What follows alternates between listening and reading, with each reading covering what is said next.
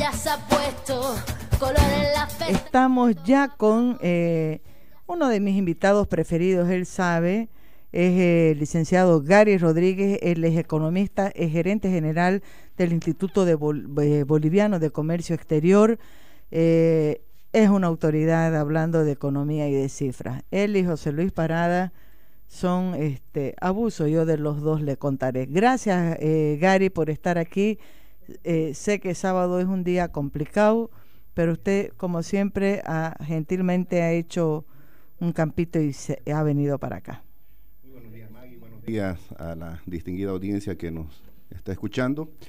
Pues ningún sacrificio Maggie cuando se trata de venir a este programa, de verdaderamente tratar de consustanciar a la ciudadanía qué es lo que está pasando en el aspecto económico, y mucho menos pues sacrificio cuando tengo el placer de estar en su presencia para, aunque sea de forma devengada y a través suyo, hacer llegar felicitaciones a la mujer por su día, el Día de la Mujer Boliviana, y en lo particular a usted pues el reconocimiento a nombre de todo el empresariado, de todos quienes la seguimos hace tantos años por ser esa lideresa en la comunicación, galardonada internacionalmente como una de las mujeres más influyentes, una comunicadora innovadora, pero además yo digo, y en lo particular, pues una madre, una luchadora, una mujer de convicciones. Verdaderamente felicidades. Yo creo que más que todo una periodista de convicciones, ¿no? Madre, todo, más que influyente, porque me parece, no sé cómo eso de influyente, pero bueno, está ahí, lo voy a celebrar también. El testimonio influye, Mike. No solamente es hablar, también es actuar. Es actuar. Pepe Talavera me ha mandado un mensaje, dice que hasta la entrevista de Leonardo Salvatierra se escuchaba todo perfectamente, él nos escucha por celular todos los sábados, y después cuando comenzó la de Leonardo Roca comenzó a bajar con interrupciones la señal, pero bueno.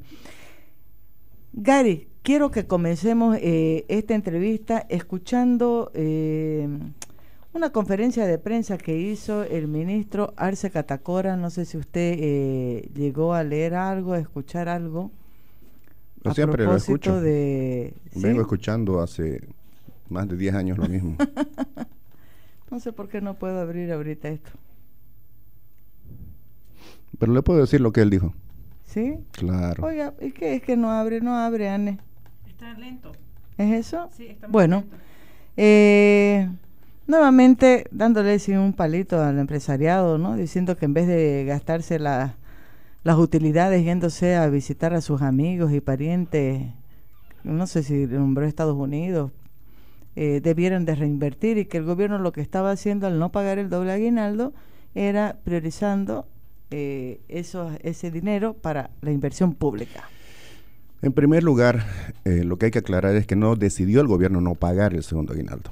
¿Ya? Existe un decreto, el 1802, que desde el año 2013 establece las condiciones para que se pueda cancelar este segundo aguinaldo, y esto en base a un cálculo interanual del crecimiento del Producto Interno Bruto para el caso entre julio del 2015 y junio del 2016, que en caso de que supere el 4,5%, entonces gatilla el pago y se lo tiene que hacer de forma obligatoria. O sea, hecha esta aclaración de que ha sido en realidad el dato del INE el que dijo que no se podía pagar, así como 3 años antes dijo que se debía pagar, pues no fue una decisión del Ejecutivo, en absoluto. En segundo lugar, se reinvierte, pues, Maggie, cuando hay utilidades. Yo me pregunto dónde está Enatex en este momento. Enatex fue cerrada. ¿Dónde están los trabajadores de Enatex? Y Enatex no era una empresa del sector privado. Ametex lo fue, la tomó luego el gobierno y se tuvo que rendir ante la evidencia del mercado que cuando, aunque hayan buena voluntad, buenos discursos, buenas promesas, si no hay ventas, si no hay un mercado interno que pueda comprar lo que produzco o no puedo exportar pese a que me prometen comprar en el exterior, llega un momento que la situación se hace insostenible y a pesar de que se paga el segundo aguinaldo a los trabajadores, luego se los echa a la calle y se cierra la empresa. Eso pasó en el sector público. Esto mismo pasa en el sector privado. Pero le voy a decir algo más. cuando hablamos de empresas, algunos lamentablemente solo piensan en las transnacionales, piensan en las grandes empresas, y no es así. Cuando hablamos de empresario, estamos hablando de una persona que decide sacrificarse, invertir, buscando su interés personal, sí, pero satisfacer bienes con servicios en el mercado, y a través de esa búsqueda del interés individual se crea un bienestar en la sociedad generando ingresos, etcétera. Pero ¿quiénes son las que están en mayores problemas en el momento actual? Las grandes empresas no. Están las pequeñas, están las micro, están las medianas empresas. Voy a poner solo 2 ejemplos.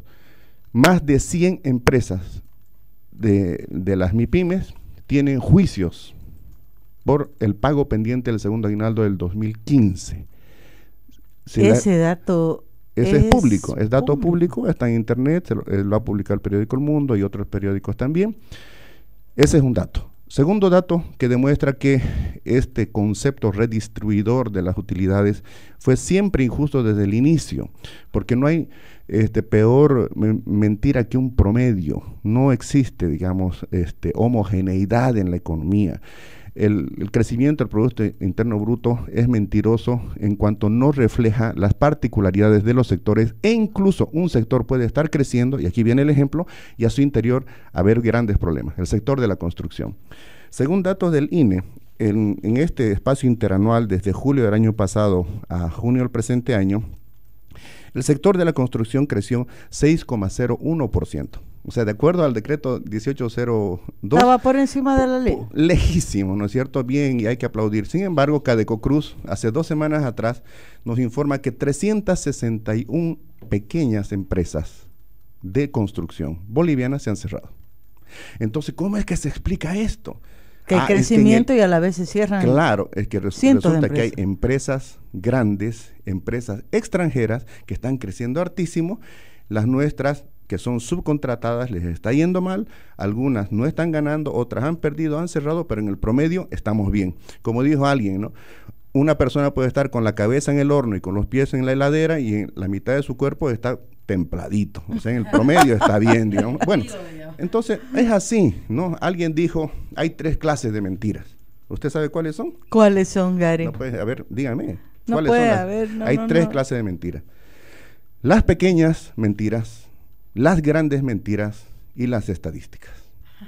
Todo depende con el lente con el que se lo mire. Yo digo, por ejemplo, ahorita se ha instalado una discusión que vamos a crecer 4,7, que somos campeones del crecimiento, que lideramos por no sé cuántos años ya el crecimiento en Sudamérica. La CEPAL ha dicho que es 4.5. La CEPAL ha dicho 4.5, el Banco Mundial dice 3,8, Fondo Monetario dice 3,7. El gobierno dice 4,7. 4,7. Que vamos a crecer 4,7 no, pero hasta fin el de año. crecimiento ahora que es... el 4,43% fue el interanual, chiste. ¿no? Con lo cual no se gatilló. Pero yo le pregunto, Maggie, si partimos de este concepto que el porcentaje promedio es mentiroso, que es inexacto, que no refleja, ¿no?, a cabalidad lo que pasa en la generalidad de los casos, que hay gente que ha perdido su empleo, o las gobernaciones no se están deshaciendo de gente, o el sector petrolero no ha reducido un 40% su... Bárbaro. O no ha dicho Julio Roda que más de 100,000 empleos están en juego en el sector agropecuario y que hay 17,000 posibilidades de despidos inmediatos. O es que el sector de las MIPYMES no ha manifestado que se han cerrado miles de unidades productivas, como en el sector maderero, como en el sector textil. Estamos hablando verdaderamente de lo que interesa a la gente, de un número, o debemos hablar de un concepto, ¿no? Yo me pregunto, ¿por qué no crecemos como Panamá? Panamá creció el año pasado como 5,8 o 5,9% y venía creciendo al 7%. ¿Por qué nosotros no podemos crecer? ¿Por qué no podemos mirar más allá del segundo aguinaldo? ¿Por qué no podemos mirar más allá de ser los mejores entre los que lo están haciendo mal?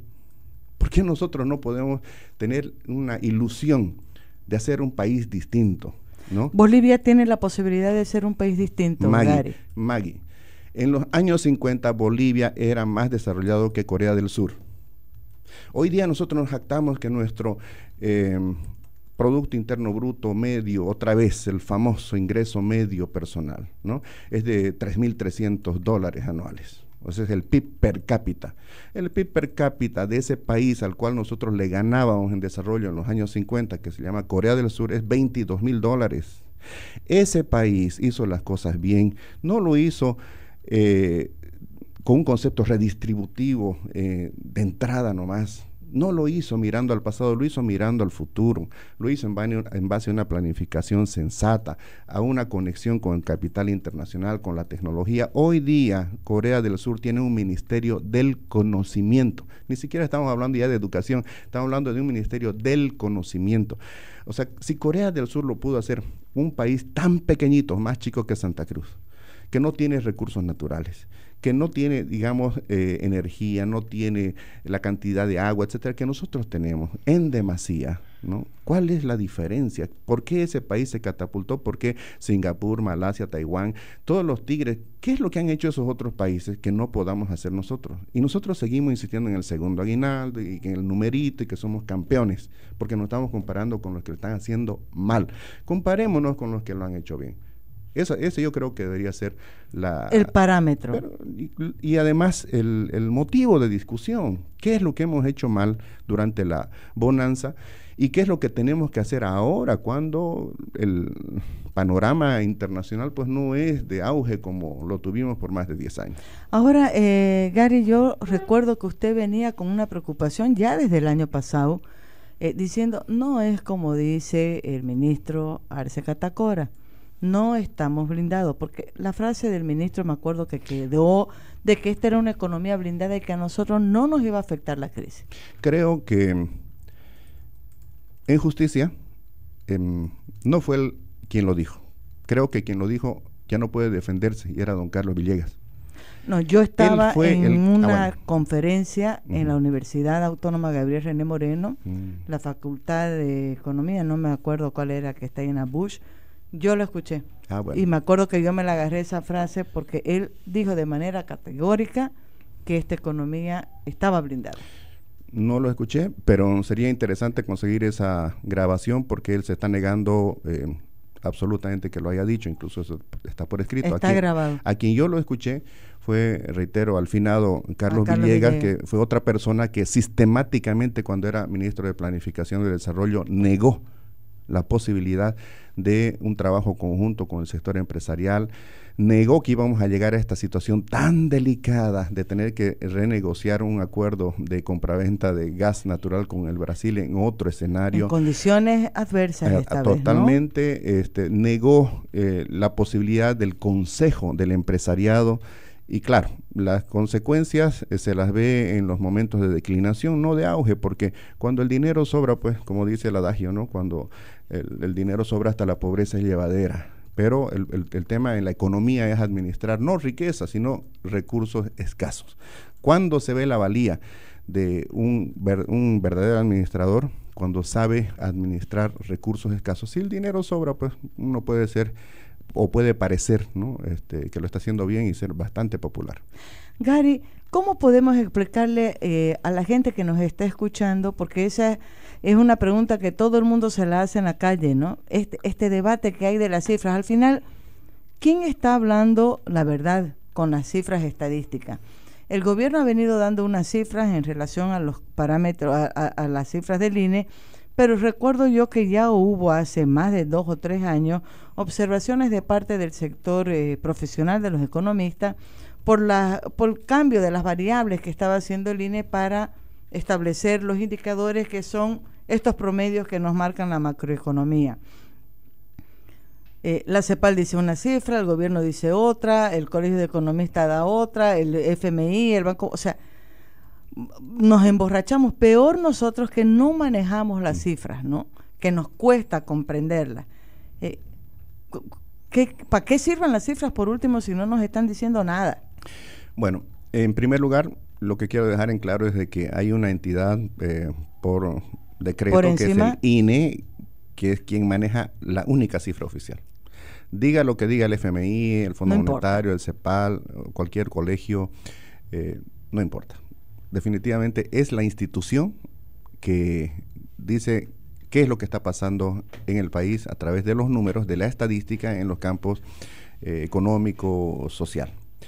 Ahora, de que hay estudios, de que hay encuestas, de que pueden llevar a conclusiones distintas, es verdad.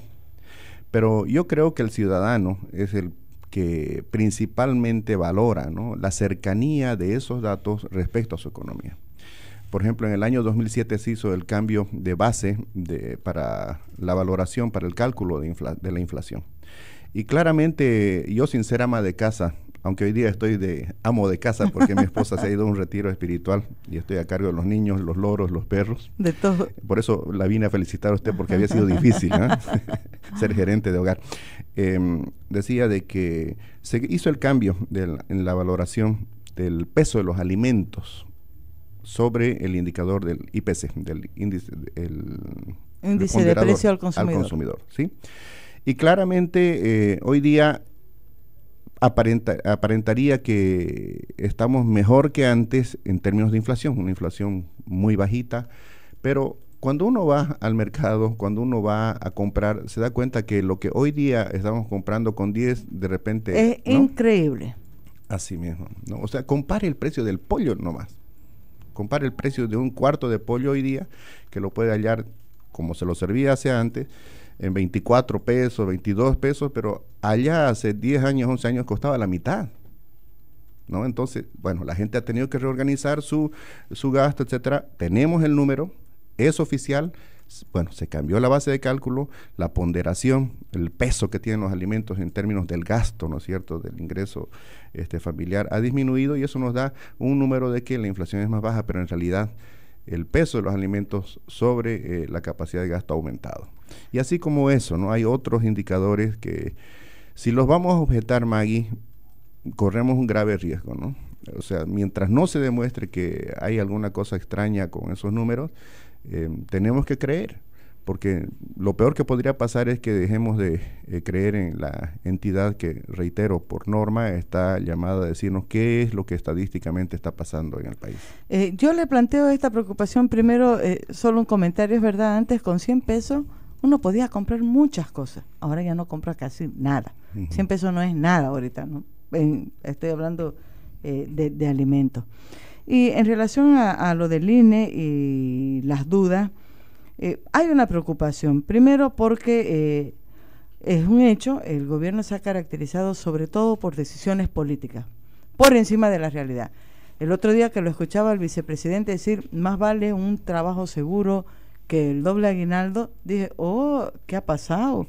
¿Cómo será de grave? Dije, verdad, la impresión fue esa, ¿cómo será de grave la situación en la que estamos para que el gobierno esté con este discurso que no era el de él, ¿no? ¿Por qué la preocupación? Porque para mí lo que diga el INE es más o menos lo que me arroja el estudio médico cuando yo voy y me hago un laboratorio, un análisis sobre el cual el médico me va a decir si me va a operar, no me va a operar, qué tratamiento me va a dar, si estoy sana, si estoy enferma. Si el INE no está con cifras que son de verdad reales, científicas, no políticas, no de coyuntura, no nos va a permitir saber si nuestra economía está sana, está enferma y qué remedios debe tomar. Una vez más, yo no quiero poner en entredicho las cifras del INE hasta que se demuestre lo contrario. Respecto a lo que manifestó el vicepresidente, ciertamente no dejó de sorprenderme, pero además una semana antes estaba diciendo otra cosa, ¿no? Exactamente. Una semana antes yo estaba... ¿Qué pasó? ¿Qué pasó en esa semana? Una semana antes yo estaba escribiendo una columna que se llamó Más vale pájaro en mano. Y yo les hablaba a los trabajadores... Los títulos de las columnas de Gary son extraordinarios. ¿Quiere que haga justicia? ¿Quiere que haga justicia? Ajá. ¿Quién me enseñó a titular mis columnas? No, es un amigo común. ¿Quiere que se lo diga? ¿Quién? ¿No? Gualberto Vargas. No le puedo creer, Wally. Wally. Él me enseñó a sintetizar y él me enseñó sobre todo a titular esa picardía, ese gancho que le llama, ¿verdad? Así que el homenaje para el amigo. Gary, que está en fácil hace harto. Ah, pues, así. Bueno, volviendo al tema, en relación a las estadísticas. No, ¿en fácil o en banco? Está no, en fácil, está en fácil. En relación a las estadísticas, decía Gonzalo Chávez de una forma picaresca también, ¿no? De que muchas veces las estadísticas, dice, muestran mucho, pero son como el bikini, decían, ¿no? No muestran lo principal. Decían. Bueno, eso lo dijo Gonzalo Chávez, no lo dije yo, ¿verdad? Es que eso es una estadística cabalmente Maggie, no me canso de hacer este ejercicio, porque la sociedad, la ciudadanía tiene que entender que es un número, y si ese número a veces no está cercano a la realidad, o no le hace una interpretación honesta, ¿verdad? Cabal, imparcial, crítica, nos vamos a alejar de la realidad. Está este ejemplo clarito de que Juan tiene 3 autos, de que Mario tiene 2 autos y que Juana tiene 1 auto. Son 6 autos y entre los 3 tienen en promedio 2 autos cada uno. ¿Qué pasa, por ejemplo, si Juana, por necesidad, un auto que lo está debiendo, pues está pagando al banco, lo choca y lo tiene que vender así para pagar el producto de ese choque, y se lo vende al primero? O sea, ya no tiene 3, tiene 4, Juan. El segundo mantiene sus 2 y esta tercera tiene 0, pero además tiene deuda. Otra vez están los 6, pero en promedio tienen 2. ¿Qué pasa si ahora a cada uno de ellos el gobierno le dice, tienen que llevar ustedes pasajeros obligatoriamente? El primero lo va a llevar sin problemas, porque está bien remachado. El segundo probablemente lo puede hacer con cierto esfuerzo. Y la tercera, si está yendo en micro, está yendo a pie, está pagando al banco, llevar al lomo. Va a tener o que llevarlo al lomo, y si son muchos va a tener que contratar un vehículo, va a tener que gastar, va a tener que endeudarse más. Eso es lo que pasa con las empresas. Ese ejemplo es clarísimo, ¿no? Pero le voy a decir algo más. A veces no lo entendemos los que tenemos el sueldo fijo. Un burócrata en su escritorio, ¿no? Un oficinista que cada mes lo haga bien o lo haga mal, recibe su sueldo cada mes al final del mes, sagrado. El sueldo de un productor, vamos a decir del agropecuario, es la venta de su producto. Ese agricultor, cada vez que va a emprender una campaña, se presta dinero para comprar semilla, para comprar insumos agropecuarios, adquirir diésel, hacer contrataciones de mano de obra, maquinaria, etcétera.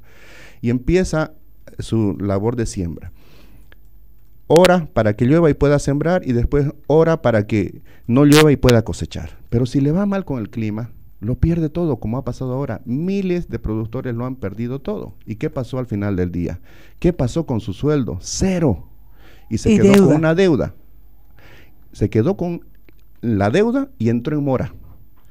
¿Puede sacar un crédito él para volver a intentar hacer esto y resarcirse? No, esa es la situación. Ahora, ¿se imagina si hubiera tenido esa misma persona que incurrir en un segundo aguinaldo? Bueno, eso está pasando en el sector maderero, en el sector textil, en el sector de la construcción de estas pequeñas empresas, está pasando incluso en el sector de hidrocarburos, en las empresas bolivianas que prestan servicios a las empresas petroleras.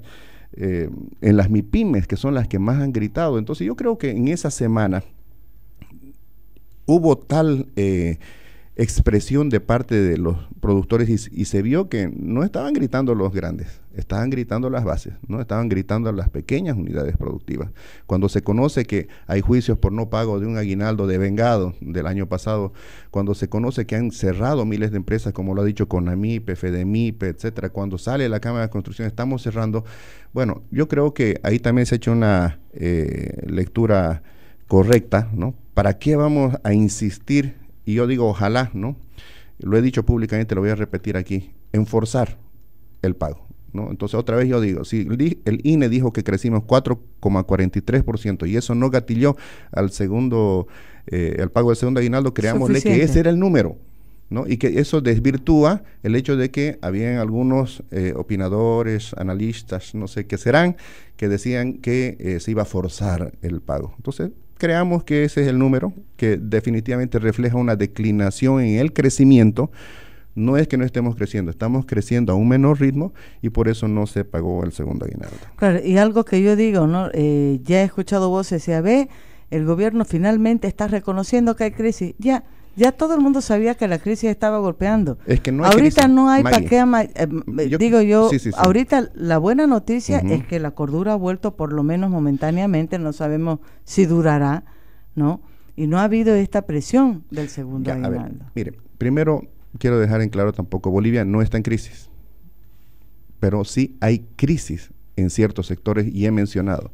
Y hay crisis también en sectores que están creciendo, pero a su interior hay unidades productivas que están sufriendo. Yo creo que eso es interesante. Bolivia no está en crisis. Hay sectores que están en crisis. Así es. Y en sectores que incluso pueden estar creciendo también hay crisis, porque si segmentan los tamaños de las empresas, el caso de la construcción es patético, ¿no? O sea, ¿quién se iba a imaginar que más de 360 empresas habían cerrado solo en este año? En un sector que es tan pujante, se supone que ese es el sector que está sosteniendo la economía en el departamento, también en el país.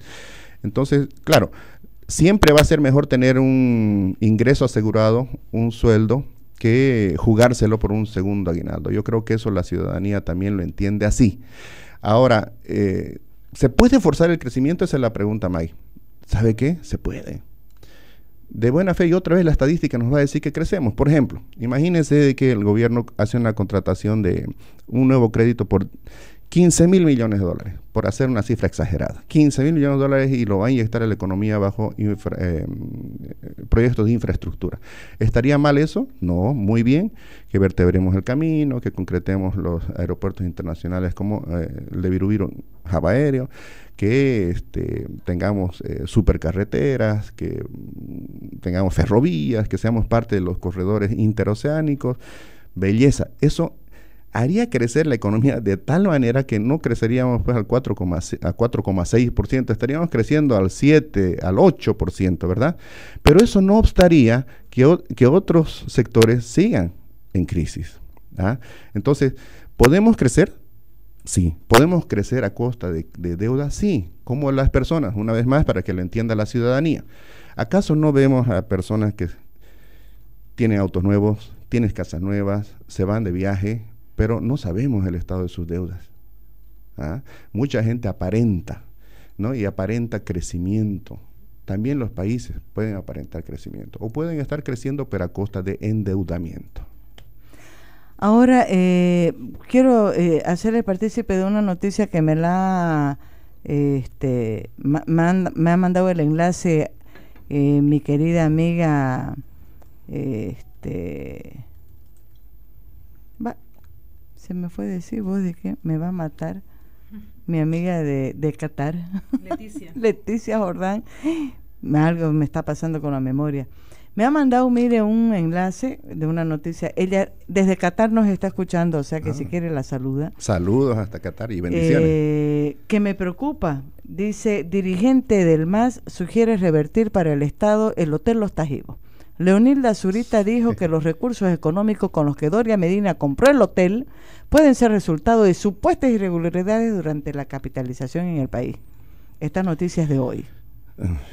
Bueno, yo creo que hay que ser más allá de que es Samuel Doria Medina, claro, ¿me entiende? La señal que mandamos, caramba, en vez de aplaudir de que en vez de que sean capitales, lo hemos dicho, en vez de que él, como otra gente que es millonaria en Santa Cruz, en vez de va y mete su plata en otra parte, en Miami o en otro lado, viene y le invierte en el país. Claro. Pero además se dijo que ese hotel estaba por ser comprado por chilenos, o sea, exacto, la alternativa para la señora Zurita era que se lo compren los chilenos. O sea, ella quiere vender la patria. Bueno, lo estoy poniendo como un tema para cerrar esta entrevista, Gary, planteando un problema de fondo, ¿no? Y es cómo se hace para forzar el crecimiento, para que nos vaya mejor, si todavía estamos enfrentando situaciones que generan inestabilidad, incertidumbre para las inversiones del capital privado. Usted ha tocado un tema que es medular, Maggie, y tiene que ver con la inversión. Porque la inversión verdaderamente desde el punto de vista público ha subido, lo cual es aplaudible, pero reitero, eso es a costa de deuda, ¿no? Bueno, fuera de que el Estado estuviera invirtiendo sus propios recursos por una dinámica en el mercado interno que le permita contar con dinero, por ejemplo, a partir de sus empresas, de sus utilidades, eso sería, bueno, sería sano, ¿ok? Ahora, la pregunta es, ¿cómo le va a la inversión privada? La inversión privada ha crecido y bastante, ¿no? Hemos llegado a un techo de como casi 3,000 millones de dólares sumando la inversión nacional y la inversión externa. Sin embargo, la inversión extranjera directa se ha caído, pero se ha caído de una forma extraordinaria y eso sí que es... ¿Qué porcentaje, Gary? Si voy a decir porcentaje no lo va a entender la población, pero le voy a dar los números. En el 2013, la inversión extranjera directa era de 1.750 millones de dólares. 2014, 648, o sea, menos de la mitad. 2015, 503, o sea, menos de la tercera parte del 2013, ¿no? Y este año, hasta marzo, vamos 73. Entonces, esto de aquí, que incluso ese 1.750 millones, wow, ¿cómo vinieron los recursos a Bolivia? No es así. Ese año estaban llegando más de 150.000 millones de dólares de inversión extranjera directa a América Latina y al Caribe. Entonces la pregunta es, y usted dio en el clavo, hay la certidumbre, se dice que tenemos la ley de inversiones, se dice que tenemos la ley para conciliación y arbitraje, que hay estímulos. Entonces, ¿por qué las inversiones se van a otro país? ¿Por qué en ese mismo tiempo Chile estaba captando más de 20.000 millones? Bolivia no llegó a los 2.000 en un año. Perú ha llegado a 12.000 millones. Bolivia, en el peor de los casos, llegó cerca de los 2.000. Si tenemos, Maggie, acabo con esto, más de 1.000.000 de kilómetros cuadrados, más de extensión. Más de la mitad de nuestro territorio son bosques. Tenemos agua dulce en demasía. Tenemos minerales, petróleo, gas, tenemos gente que quiere trabajar. Y don Evo Morales, el 6 de agosto, muestra su genuina preocupación, y yo aplaudo esa actitud honesta del presidente de decir, estoy preocupado porque el desempleo ha aumentado al 4,4%, un punto. O sea, tener 250.000 de personas desempleadas en el país. ¿Y cuántas estarán subempleadas? ¿Cuántos médicos estarán trabajando otra vez como con taxistas, ¿no? ¿Cuántos profesionales estarán buscando hacer comercio? Pero crece la base empresarial, claro, pero fijémonos, seamos honestos, analicemos cuál es la composición. Comercio y pequeñas unidades. Entonces, ¿por qué no invierte más la gente? ¿Por qué tenemos tanto dinero en la banca? Tenemos 20.000 millones de dólares. Doria Medina puede decir por qué. 20.000 millones de dólares tenemos de ahorros en la banca, y la pregunta es, ¿por qué eso no se traduce en inversión? Esas son las preguntas que tenemos que hacer y que tendrían que hacerse genuinamente quienes están administrando el Estado. Y lo digo de buena fe, yo no quiero molestar absolutamente a nadie, ¿no es cierto? Pero sí quiero tener un mejor país para mis hijos, sí quiero tener empleos dignos para la gente, no quiero que la gente viva de la dádiva, quiero que la gente se eduque, que tenga salud, que tenga esperanza, que pueda mirar hacia el futuro, que se pueda endeudar para hacerse una buena casa o para formar a sus hijos, sacarlos a profesionalizarse al exterior, etc. Eso es lo que quiero, que haya largo plazo en el país. Pregunta, ¿en el país podemos hablar de largo plazo o vivimos al día? Vivimos al día. Gary Rodríguez, gerente general del IPSE, muchísimas gracias por esta entrevista. Muchísimas gracias, Maggie. Hasta una próxima oportunidad y bendiciones para toda su audiencia. No tengo la menor duda que vamos a tener buena repercusión en Internet.